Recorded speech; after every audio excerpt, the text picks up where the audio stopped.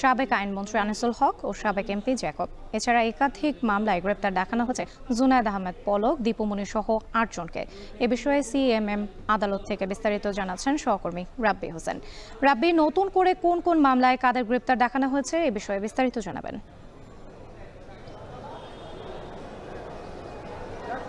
রাত্রি বৈষম্য বিরোধী ছাত্র আন্দোলনে উত্তরা পূর্ব থানার একটি হত্যা মামলায় ভিকটিম ফজলুল করিমকে হত্যা মামলায় আজকে আদালতে তোলা হয়েছিল। সাবেক আইনমন্ত্রী আনিসুল হককে তাকে 10 দিনের রিমান্ড আবেদন করেন মামলার তদন্তকারী কর্মকর্তা এবং তাকে দুই পক্ষের শুনানি শেষে তাকে 5 দিনের রিমান্ড মঞ্জুর করেছেন আদালত। পাশাপাশি রূপনগর থানায় শামীম হাওলাদার হত্যা মামলায় সাবেক সংসদ সদস্য আব্দুল্লাল জ্যাকবের 3 দিনের রিমান্ড মঞ্জুর করেছেন আদালত। এছাড়া আজকে মোহাম্মদপুর, পল্টন, বাড্ডা, উত্তরা পশ্চিম থানার একাধিক মামলায় সাবেক মন্ত্রী দীপুমনি, সালমানেফ রহমান, তারপরে আনিসুল হক, হাসানুল হক ইনু, এছাড়া শাহজাহান খান, তাদেরকে নতুন করে টোটাল 8 জনকে গ্রেপ্তার দেখানো হয়েছে এবং 2 জনের রিমান্ড শুনানি হয়েছে। তাদের দুজনকেই প্রত্যেকেরই 10 দিন করে রিমান্ডের আবেদন করেছেন মামলার তদন্তকারী কর্মকর্তা। এছাড়া রাষ্ট্রপক্ষের আইনজীবী ছিলেন, তিনি বলেছেন যে এই যে আন্দোলন দমনে তাদের একটা ভূমিকা ছিল, বিশেষ করে এই উত্তরা পূর্ব থানার যে আন্দোলন দমন, ছাত্র জনতার আন্দোলন দমনে সাবেক আইনমন্ত্রী আনিসুল হকের মদত রয়েছে। সে মামলায় তিনি তাকে গ্রেপ্তার দেখানোর আবেদন করে 10 দিনের রিমান্ড চেয়েছেন। সেই রিমান্ড এই আসামি পক্ষের আইনজীবীরা সেটি বিরোধিতা করেন এবং তারা বলেন যে তারা এই হত্যাকাণ্ডের সঙ্গে বা ওই নির্দিষ্ট জায়গায় তারা উপস্থিত ছিলেন না, তারা কোনোভাবেই তাদের সঙ্গে জড়িত ছিলেন না।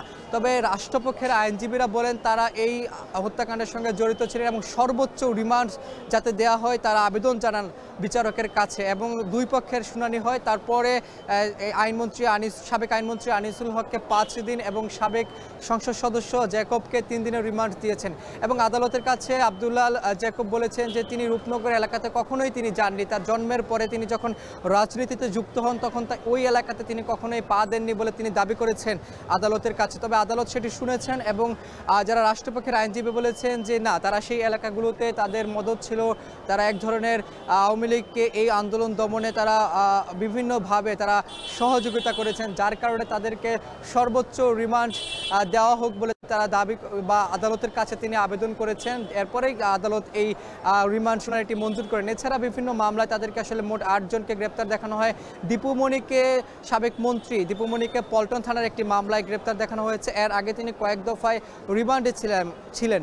এছাড়া আজকে যাদেরকে এখানে তোলা হয়েছে ঢাকা সিএমএম আদালতে, তারা প্রত্যেকে কিন্তু দফায় দফায় রিমান্ডে ছিলেন। বিশেষ করে 5ই আগস্ট ছাত্র জনতার আন্দোলনে গণঅভ্যুত্থানে শেখ হাসিনা সরকারের পতনের পর তারা যখন গ্রেপ্তার হয়, তারা একাধিক মামলায় গ্রেপ্তার হয়েছেন। গ্রেপ্তার হয়ে তারা এতদিন কারাগারে ছিলেন, বিভিন্ন দফায় দফায় রিমান্ডে ছিলেন। এই ছিল আমার কাছে আজকের সিএমএম আদালত থেকে সবশেষ খবর। সিএমএম